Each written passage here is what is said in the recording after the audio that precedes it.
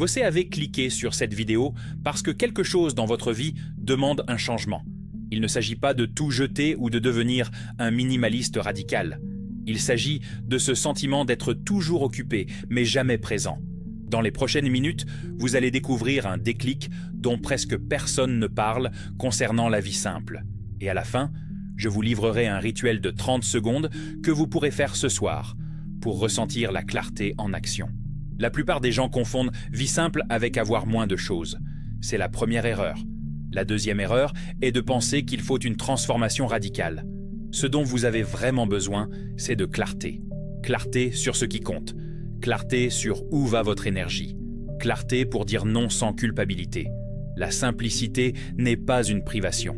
C'est un choix conscient. Quand vous avez de la clarté sur ce qui compte, le reste s'organise naturellement. Vous arrêtez de courir après ce dont vous n'avez pas besoin. Vous arrêtez de vous sentir coupable pour ce que vous ne faites pas.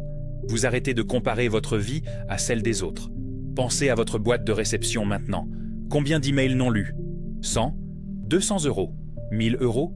Chacun d'eux est une micro-décision en suspens. Une petite charge mentale. Un poids invisible que vous portez toute la journée. C'est ici que le premier changement commence. Votre espace numérique est une extension de votre esprit. Quand il est désordonné, votre tête l'est aussi. Vous prenez votre téléphone pour vérifier une chose rapide. 30 minutes plus tard, vous êtes perdu dans des flux infinis. Vous ressentez une fatigue que vous ne comprenez pas.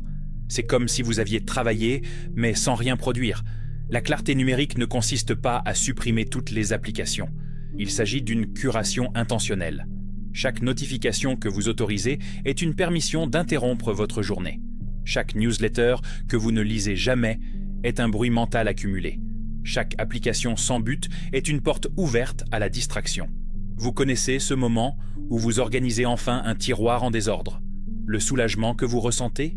Multipliez cela par 100. C'est ce qui se passe lorsque vous nettoyez votre espace numérique. Soudain, vous avez du temps, de la concentration, de la présence.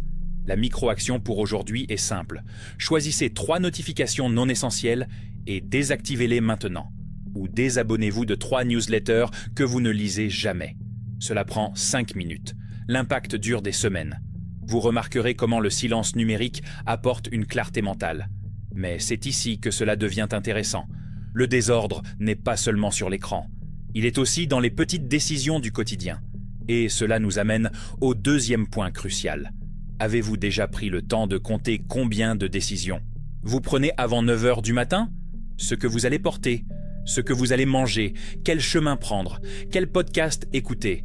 Chaque choix consomme de l'énergie mentale. C'est la fatigue décisionnelle en action. Vous passez 10 minutes à regarder votre armoire sans savoir quoi porter. Vous faites défiler indéfiniment le streaming sans choisir un film. Vous mettez du temps à décider quoi commander au restaurant. Cela semble anodin, mais chaque petit choix draine votre batterie mentale. À la fin de la journée, vous êtes épuisé sans comprendre pourquoi. Steve Jobs portait les mêmes vêtements tous les jours. Mark Zuckerberg aussi. Ce n'est pas de l'excentricité, c'est une stratégie. Moins de décisions banales signifie plus d'énergie pour ce qui compte. C'est de la simple mathématique de l'esprit. Vous n'avez pas besoin de devenir un uniforme ambulant, mais vous pouvez simplifier les choix récurrents. Standardiser le petit déjeuner pendant la semaine. Avoir un menu mental pour le déjeuner. Préparer vos vêtements la veille. Ce sont de petits systèmes qui libèrent de l'espace mental. Lorsque vous réduisez les décisions inutiles, quelque chose de magique se produit. Il reste de l'énergie pour les choix qui comptent vraiment. Pour cette conversation difficile, pour ce projet créatif, pour être présent avec ceux que vous aimez. Vous gagnez en contrôle, en autonomie, en clarté. La micro-action ici est de choisir un repas à standardiser pendant une semaine. Cela peut être le petit déjeuner, la même chose, à la même heure, tous les jours ouvrables, ou préparer les vêtements du lendemain avant de dormir. Testez pendant 7 jours. Observez comment votre matinée devient plus légère. Le détail que presque personne ne remarque est que la plus grande surcharge est invisible. Elle n'est pas dans les choses, elle est dans la façon dont nous vivons. Et cela nous amène au 3e pilier, le plus transformateur. Vous buvez votre café, mais pensez à la réunion. Vous êtes avec votre famille, mais votre esprit est aux tâches en suspens. Vous mangez sans sentir le goût. Vous marchez sans voir le chemin. La vie se déroule, mais vous n'êtes pas là. C'est le pilote automatique en action totale. La présence n'est pas un concept mystique, c'est une compétence pratique. Quand vous êtes là où vous êtes, complètement, tout change. Le café a plus de saveur, la conversation devient plus riche, le travail coule mieux. Vous arrêtez de vivre dans le futur ou dans le passé. Joshua Becker, l'un des grands noms du minimalisme pratique, a une phrase parfaite. Le minimalisme ne consiste pas à avoir moins. Il s'agit d'avoir de l'espace pour ce qui compte vraiment.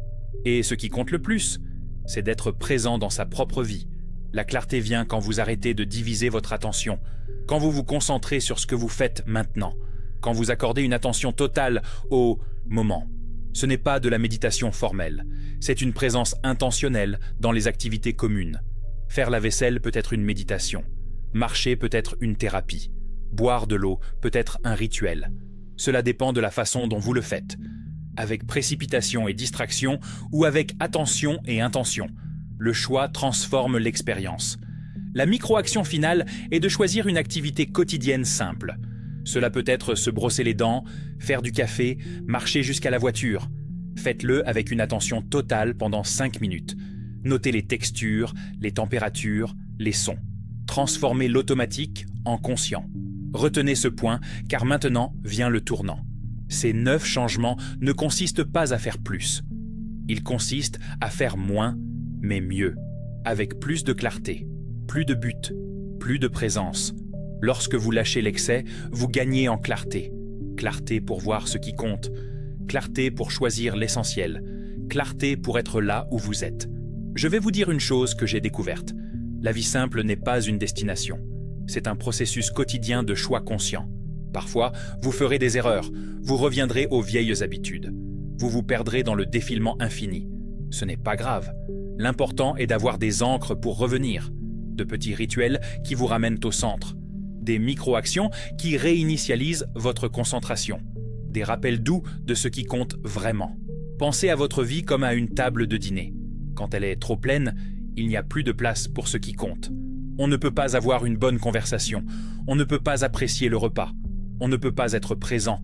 Vous devez enlever l'excès pour créer de l'espace. Mais voici le secret que j'ai promis au début. La clarté ne vient pas de l'extérieur vers l'intérieur. Elle vient de l'intérieur vers l'extérieur. Il ne s'agit pas d'organiser parfaitement votre vie. Il s'agit de comprendre ce que vous voulez vraiment d'elle. Il existe un mot japonais, ma, qui signifie l'espace vide entre les choses. C'est le silence entre les notes qui fait la musique. C'est la pause entre les mots qui donne un sens à la conversation. C'est l'espace vide qui donne de la valeur à ce qui est présent. Votre vie a besoin de ma. Elle a besoin de respiration, de pause, d'espace vide. Non pas pour ne rien faire, mais pour donner de la valeur à ce que vous choisissez de faire, pour avoir de la clarté sur ce qui mérite votre temps et votre énergie. Presque personne ne fait cela en pratique parce que cela semble improductif. Mais c'est justement le contraire. Lorsque vous créez de l'espace, vous créez des possibilités. Lorsque vous simplifiez, vous amplifiez ce qui compte. Lorsque vous avez moins, vous expérimentez plus. Je vais être direct avec vous. Il n'y a pas de formule magique. Il n'y a pas d'application qui résolve tout. Il n'y a pas de cours qui transforme. Il n'y a que vous, faisant des choix quotidiens, petits, cohérents, intentionnels. La différence entre ceux qui vivent surchargés et ceux qui vivent avec légèreté n'est pas dans ce qu'ils ont. Elle est dans ce qu'ils choisissent de garder. Elle n'est pas dans ce qu'ils font. Elle est dans ce qu'ils choisissent de ne pas faire. C'est le pouvoir du non qui crée de l'espace pour le oui significatif. Vous souvenez-vous de cette sensation de faire ses valises pour un voyage? Vous n'emportez que l'essentiel. Et vous découvrez que c'est suffisant. Plus que suffisant. C'est libérateur. Votre vie quotidienne peut avoir cette même légèreté. La prochaine étape semble évidente, mais peu la suivent. Commencez petit. Une notification à la fois. Une décision à la fois. Un moment présent à la fois. Ce n'est pas une révolution. C'est une évolution douce et constante. Savez-vous quel est le véritable coût de votre boîte de réception pleine à craquer? Ce n'est pas seulement le temps perdu, c'est l'anxiété constante, le sentiment d'être toujours redevable, le poids mental des tâches non résolues. Chaque email non lu est une microcharge psychologique. Et le secret pour avoir plus de temps, même avec un emploi du temps chargé, ce n'est pas de se lever plus tôt, c'est de choisir moins, de faire moins de choses, mais de les faire correctement, avec attention, avec présence, avec la clarté du pourquoi. Quand vous comprenez cela, tout change. Vous arrêtez d'essayer de tout faire. Vous arrêtez de vous comparer à ceux qui semblent en faire plus. Vous arrêtez de vous sentir inadéquat. Vous commencez à vivre votre vie, pas celle que l'on pense que vous devriez vivre. Maintenant, le moment du rituel promis est arrivé. Il est simple mais puissant. Ce soir, avant de dormir, faites ceci. Prenez un papier ou ouvrez les notes de votre téléphone. Écrivez 3 choses qui ont consommé votre énergie aujourd'hui sans apporter de valeur réelle. Il peut s'agir de réunions inutiles, de discussions en ligne, de préoccupations concernant ce que vous ne contrôlez pas. Identifiez-les seulement, sans juger, sans culpabilité. Observez simplement où votre énergie s'échappe. Ensuite, choisissez une de ces 3 choses, une seule, et décidez comment vous allez l'éliminer ou la réduire demain. Cela peut être un non poli, un filtre dans votre email, une limite de temps, une conversation claire, un petit ajustement qui protège votre énergie. Ce rituel prend 30 secondes, mais il crée de la conscience. Et la conscience est le premier pas vers le changement. Quand vous voyez où vous perdez de l'énergie, vous pouvez choisir différemment. Quand vous avez la clarté du problème, la solution apparaît. C'est ainsi que la transformation se produit, pas d'un coup, mais jour après jour, choix après choix, avec une clarté croissante sur ce qui compte, avec un courage croissant pour lâcher le reste. Je vous laisse avec une dernière réflexion. Imaginez votre vie dans un an. Rien de grand n'a changé. Mais vous avez fait de petits ajustements quotidiens. Vous avez dit plus de non-conscient. Vous avez créé plus d'espaces vides. Vous avez été plus présent. Comment serait cette vie? Plus légère? Plus concentrée? Plus vous-même? Cette vie n'est pas à 1 an de distance. Elle est à un choix de distance. Le prochain choix. Celui que vous ferez quand cette vidéo sera terminée. Il n'est pas nécessaire d'être parfait. Il n'est pas nécessaire d'être radical. Il faut être intentionnel. Il faut avoir de la clarté. Il faut commencer. Et cela peut commencer maintenant, avec l'un des 9 changements que j'ai partagés.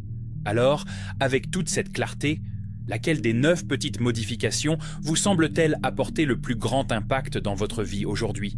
Il n'est pas nécessaire qu'elle soit parfaite. Il faut juste commencer. C'est votre choix. Cela l'a toujours été. Partagez dans les commentaires quelle micro-action vous allez expérimenter dans les prochaines 24 heures. Votre expérience peut en inspirer beaucoup d'autres. Et rappelez-vous, la clarté n'est pas une destination. C'est un chemin, un pas à la fois.